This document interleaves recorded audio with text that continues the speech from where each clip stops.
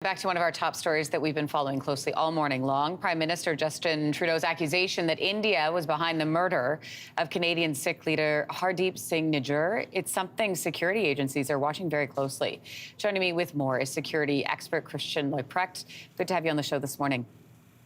Good morning. How much of a threat do these developments pose for national security? So look, there's a long-standing challenge around political violence emanating from disputes domestically around the world, given that Canada is a diverse country, and especially in India, Canada's most deadly terrorist incident was the 1985 bombing of Air India Flight 182. And so on the face of it, certainly the government has good reason to be concerned, not just about other countries and ethnic groups importing political violence and the disputes to Canada, but also in particular to disputes domestic disputes related to India that have carried over into Canada in the past. Christian, why do you think the Prime Minister decided to announce this publicly in the House of Commons? So this is one of the puzzles here. Usually these sorts of disputes and spats are carried out relatively quietly. So one is that the Prime Minister has had an epiphany on foreign influence, and in this case, of course, foreign interference, because we would be talking about an illegal and a criminal act on Canadian soil. And so that the Prime Minister is trying to show that he's going to take a tough or tougher stance and draw a red line. But there are also inherently, when it comes to this particular topic, always questions about politicization and political instrumentalization.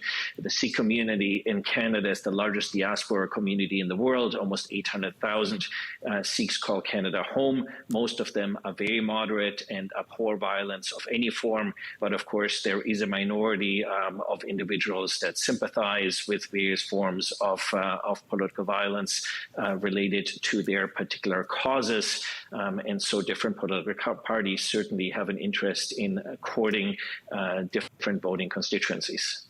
There are many conflicts abroad that develop a presence here in Canada. From a security standpoint, what are your concerns around that?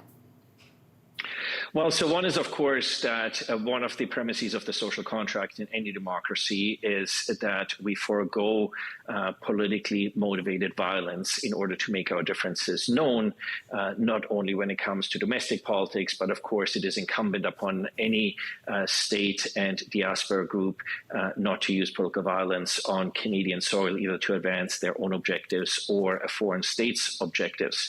But the broader concern is, of course, that Canada is a highly diverse country, and we've seen other forms of politically motivated violence. Look, for instance, at recent protests involving the Eritrean community, both in Calgary and in Toronto. And so we see the government making harsh statements in some cases, but not in other cases. And I think it would be incumbent upon all Canadian politicians to draw a very clear red line that any form of politically motivated violence, violent extremism, and extremist violence in Canada will not be tolerated, will not be accepted, irrespective of which group or state might be looking to perpetrate it on Canadian sovereign territory.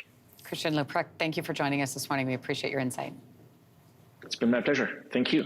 Hey, thanks for watching. If you liked this, be sure to subscribe here, or you can check out more Your Morning videos right here.